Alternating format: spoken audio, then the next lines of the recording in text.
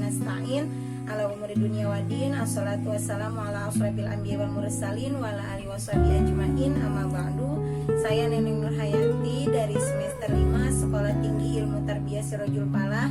Di sini saya akan menjelaskan tentang metode, media, dan evaluasi pembelajaran dalam mata kuliah Perencanaan Pembelajaran PAI yang diampu oleh dosen Bapak Dr. Edi MPDI. Pengertian metode pembelajaran. Pengertian secara umum. Secara umum, metode pembelajaran adalah langkah-langkah dalam kegiatan pembelajaran yang meliputi cara, teknik, atau strategi yang teratur dan sistematis dalam pemberian materi pembelajaran di sekolah, sehingga kegiatan belajar mengajar dapat berjalan efektif, efisien, serta mampu mencapai target sebagaimana yang diharapkan oleh pengajar. Di sini ada pengertian menurut beberapa ahli. Beberapa ahli mendefinisikan metode pembelajaran sebagai berikut. Yang pertama itu oleh Abdurrahman Ginting. Metode pembelajaran adalah cara atau pola yang khas dalam memanfaatkan berbagai prinsip dasar pendidikan serta berbagai teknik dan sumber daya terkait lainnya supaya terjadi proses pembelajaran pada diri siswa.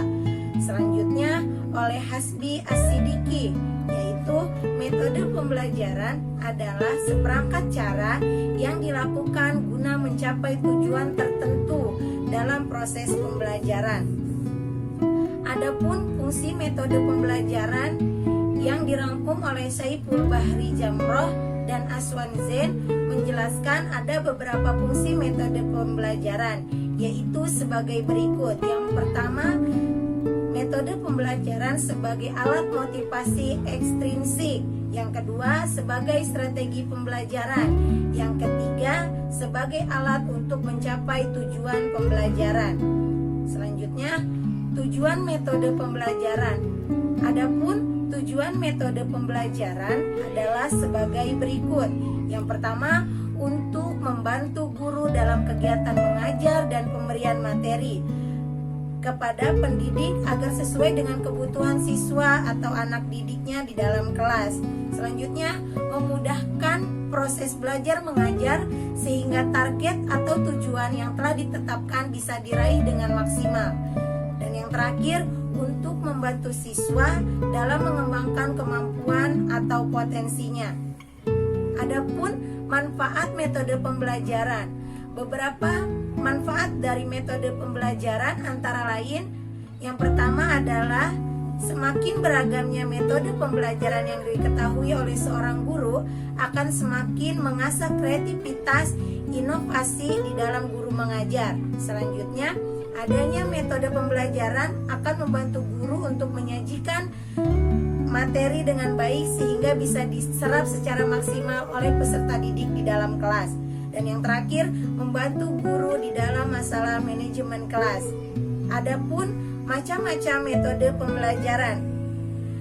Macam-macam metode pembelajaran ada banyak macamnya. Di sini saya akan menjelaskan tentang 3 macam metode pembelajaran.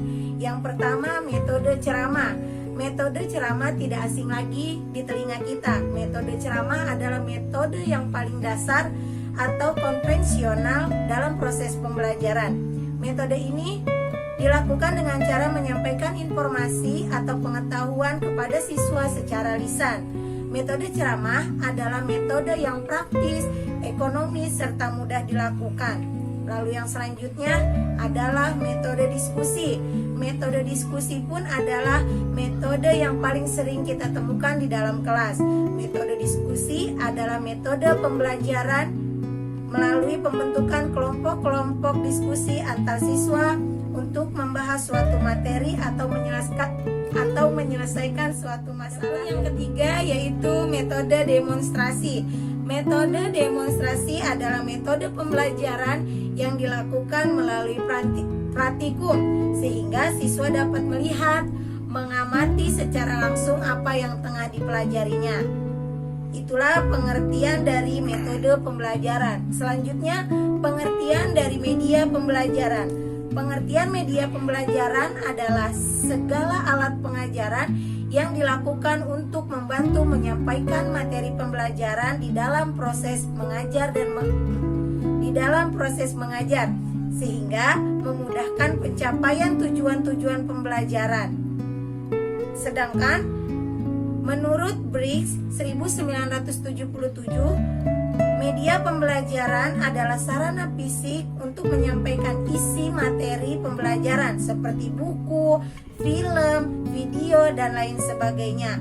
Kemudian, menurut National Education Association 1969 mengungkapkan bahwa media pembelajaran adalah sarana komunikasi dalam bentuk cetak maupun pandang dengar, termasuk teknologi perangkat keras.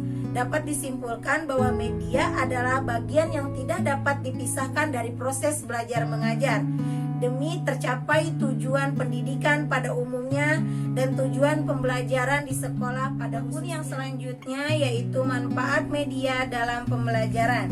Secara umum, manfaat media dalam proses pembelajaran adalah memperlancar interaksi antara guru dengan siswa sehingga pembelajaran akan lebih efektif dan efisien. Tetapi secara lebih khusus ada beberapa manfaat media pembelajaran menurut Kemp dan Dayton 1985. Misalnya, mengidentifikasi beberapa manfaat media dalam pembelajaran, yaitu yang pertama, penyampaian materi pembelajaran dapat diseragamkan. Yang kedua, proses pembelajaran menjadi lebih jelas dan menarik. Dan yang ketiga, pembelajaran menjadi lebih interaktif. Selanjutnya, pembelajaran menjadi efisien dalam bentuk waktu dan juga tenaga. Dan yang kelima, meningkatkan kualitas hasil lainnya, yaitu jenis-jenis media pembelajaran. Media pembelajaran banyak sekali jenisnya dan juga macamnya. Namun kenyataannya tidak banyak jenis media yang digunakan di sekolah. Beberapa media yang paling akrab dan hampir semua sekolah memanfaatkannya adalah media cetak atau buku. Selain itu, banyak juga sekolah yang memanfaatkan jenis media gambar seperti overhead project, objek-objek nyata, dan lain sebagainya. Sedangkan media lain seperti kaset audio, video, VCD, slide film, dan bingkai masih jarang digunakan meskipun sebenarnya sudah tidak asing lagi bagi sebagian besar guru. Adapun Anderson 1976 mengelompokkan media menjadi 10 golongan. Yang pertama itu audio, contohnya itu seperti kaset, audio, siaran, CD dan telepon. Selanjutnya media cetak seperti buku pelajaran, modul, brosur, gambar, dan lain sebagainya.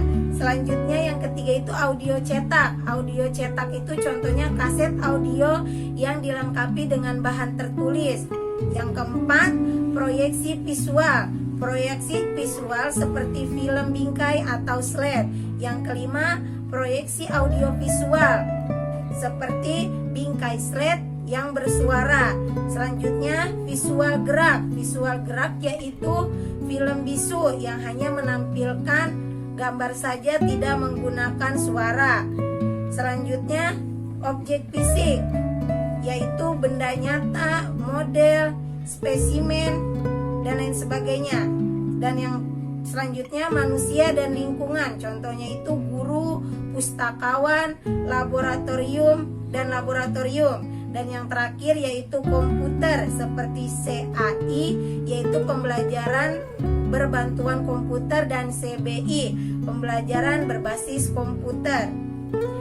Adapun yang selanjutnya yaitu pengertian evaluasi pembelajaran. Pengertian dari evaluasi adalah langkah terstruktur untuk memutuskan maksud tujuan suatu nilai dalam sebuah pembelajaran, kinerja, kegiatan, proses, dan sebagainya yang berlandaskan parameter tertentu. Berdasarkan Hamalik, evaluasi adalah aktivitas sistematis untuk menilai keefektifan sebuah sistem pembelajaran secara menyeluruh. Sementara evaluasi belajar adalah sebuah kegiatan pemastian hasil belajar yang telah didapat berlandaskan parameter yang telah ditetapkan. Bisa disimpulkan bahwa evaluasi pembelajaran adalah metode penetapan nilai pada pembelajaran berdasarkan parameter yang telah ditetapkan sebelumnya dengan cara penilaian pengukuran pada sebuah aktivitas pembelajaran. Selanjutnya, tujuan evaluasi. Tujuan evaluasi pendidikan adalah untuk memperoleh informasi tentang kepastian, tentang kapabilitas, dan juga prestasi pembelajar dan meraih misi yang telah ditargetkan. Selain itu, evaluasi juga bisa dimanfaatkan oleh guru atau pendidik lainnya untuk melihat parameter nilai seberapa efektifnya kegiatan mengajar dan model pengajar yang telah dilakukan. Jadi, dapat disimpulkan bahwa evaluasi memiliki kontribusi yang krusial dalam proses belajar mengajar. Adapun evaluasi berfungsi sebagai pengukur keberhasilan. Fungsi terakhir adalah evaluasi ini memiliki arti untuk mengetahui seberapa efektifnya suatu sistem pengajaran oleh guru kepada siswanya, yang mana efektifnya sebuah sistem bisa diketahui dengan faktor berikut, yaitu faktor kurikulum, faktor fasilitas, model mengajar, guru, siswa, dan sistem itu sendiri. Selanjutnya, pemanfaatan pelaksanaan evaluasi. Pada ranah pendidikan, evaluasi memiliki manfaat. Yang pertama, manfaat untuk siswa. Dilaksanakannya evaluasi, siswa bisa melihat perkembangan belajar mereka yang disampaikan oleh guru. Perkembangan yang didapat siswa bisa dinilai dari sudut pandang sebagai berikut. Memuaskan bila siswa mendapat nilai yang baik, dan hal tersebut bisa membuat siswa percaya diri tentunya. Dengan nilai yang bagus, siswa bisa ketagihan untuk meraksakannya lagi atau ingin lebih giat lagi mendapatkan nilai yang lebih baik. Selanjutnya, manfaat untuk guru. Manfaat untuk guru yaitu dari nilai yang didapat oleh siswa tadi, guru bisa melihat siswa mana saja yang sudah mampu menguasai materi yang diberikan oleh guru tersebut. Selanjutnya, guru bisa memilih materi mana saja yang cocok untuk pembelajaran siswa, sehingga pengajaran bisa lebih efektif dan tepat guna. Selanjutnya, manfaat bagi sekolah. Yang pertama, ketika guru melangsungkan penilaian dan nilai pembelajaran kepada siswa sudah diketahui, maka sistem pembelajaran yang ada pada sekolah bisa disimpulkan sudah maksimal atau kurang maksimal. Nilai yang diterima siswa dalam belajar merupakan ciri dari mutu suatu sekolah. Selanjutnya, data yang dihimpun oleh guru tentang keberlangsungan kurikulum pada sekolah bisa menjadi bahan evaluasi bagi strategi suatu sekolah pada masa depan. Dan yang ketiga, data dari nilai yang telah dihimpun selama beberapa periode semester bisa difungsikan sebagai acuan untuk menentukan standar baru atau meningkatkan kualitas sekolah itu sendiri. Begitulah penjelasan dari saya tentang metode media evaluasi pembelajaran. Kurang dan lebihnya saya mohon maaf. Billahi taufiq wal hidayah. Wassalamualaikum warahmatullahi wabarakatuh.